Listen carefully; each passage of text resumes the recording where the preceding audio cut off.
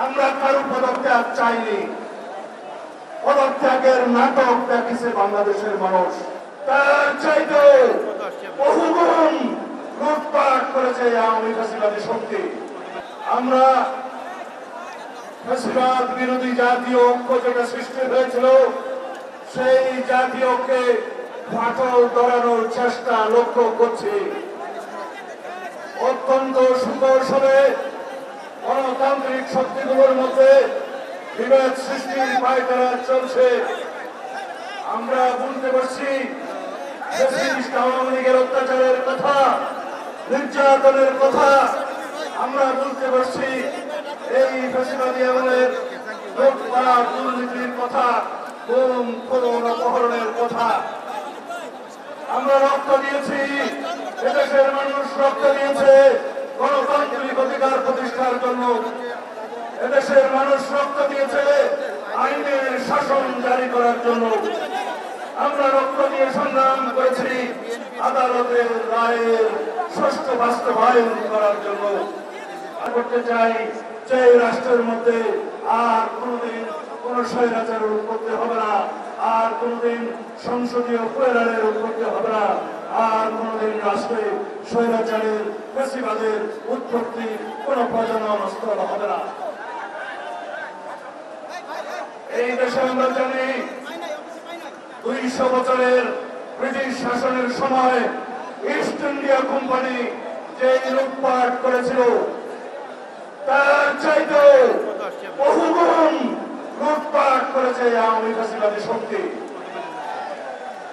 তারা বিগত 15-16 বছরে প্রতি বছর 2 লক্ষ কোটি টাকা করে প্রায় 30 লক্ষ কোটি টাকা এদেশের জনগণের সম্পদ বিদেশে পাচার করেছে। তারা 4 লক্ষ কোটি টাকা ব্যাংকের খেলাপি ঋণ রেখে গিয়েছে, দেশের মানুষের টাকা লুটপাট তছরূপ করেছে।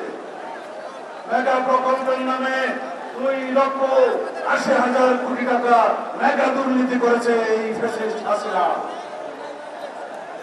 তারা বাংলাদেশে যেই রকম রাজনৈতিক বিবেচনায় ব্যাংকিং খাতে লোন দিয়েছে, ঋণ দিয়েছে, সেই ঋণ দিয়ে 24টা পদ্মা সেতু করা যেত, এই কথা আমি বলছি না।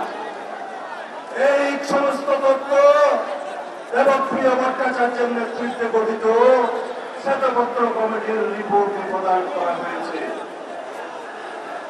আমরা আজকে আওয়ামী দুর্নীতির ইতিহাস মানুষকে স্মরণ করিয়ে দিতে চাই। আমরা যেন পরস্পর ফ্যাসিবাদ বিরোধী গণতান্ত্রিক আন্দোলনে এই সমস্ত শক্তি আছি, তারা যেন আমরা ঐক্যবদ্ধ হই। আমাদের একমাত্র শত্রু, রাজনীতির শত্রু, এই দেশের গণশত্রু শেখ হাসিনা এবং আওয়ামী লীগকে প্রতিহত পরিচিত করে, এটাই আমাদের শপথ হোক। আর আওয়ামী লীগের ইতিহাস যদি বলতে চাই, আপনাদেরকে স্মরণ করিয়ে দেওয়ার জন্য, আওয়ামী লীগের জন্মলগ্ন থেকে আজ পর্যন্ত আওয়ামী লীগ কোনদিন গণতন্ত্র বুঝেনি। গণতন্ত্র তারা বিলুপ্ত করেছে, স্বৈরতন্ত্রের তারা প্রতিষ্ঠা করেছে। তারা বাংলাদেশের হত্যা যজ্ঞের রাজনীতি করেছে, কখনো রক্ষী বাহিনীর মাধ্যমে, কখনো রাষ্ট্রীয় সন্ত্রাসের মাধ্যমে, কখনো ছাত্রলীগ যুবলীগের মাধ্যমে। আমরা যারা গণতন্ত্রের পক্ষে সংগ্রাম করেছি, আমরা যারা আমাদের দেশনায়ক তারেক রহমানের নেতৃত্বে দীর্ঘ 15-16 বছর বাংলাদেশে ফ্যাসিবাদ বিরোধী গণতান্ত্রিক সংগ্রাম করেছি, তারা আমরা আজকে কোন কোন দেশের নাকি এজেন্ট হয়ে গিয়েছি। এই সমস্ত বয়ান কারা করছে? যারা আমাদের বক্তব্য মনে করে এই দেশের গণতন্ত্রের পক্ষের কথা, যারা মনে করে আমরা এদেশের স্বাধীনতা সার্বভৌমত্ব রক্ষা করার পক্ষে কথা বলছি, তারা মনে করে তারা তার বিরুদ্ধে। আমরা বুঝি এই দেশে পরস্পরের মধ্যে বিভেদ সৃষ্টির মধ্য দিয়ে ফ্যাসিবাদী শক্তি নতুন করে আবার পায়তারা করছে, এদের মাধ্যমে বাংলাদেশে প্রবেশ করার জন্য। আমরা নির্বাচনের রুট ম্যাপ চেয়েছিলাম, আমরা কারো পদত্যাগ চাইনি। পদত্যাগের নাটক দেখেছে বাংলাদেশের মানুষ। আমরা সুস্পষ্ট জাতীয় সংসদ নির্বাচনের জন্য অতি অবশ্যই ডিসেম্বরের মধ্যে একটি রোডম্যাপ চেয়েছি।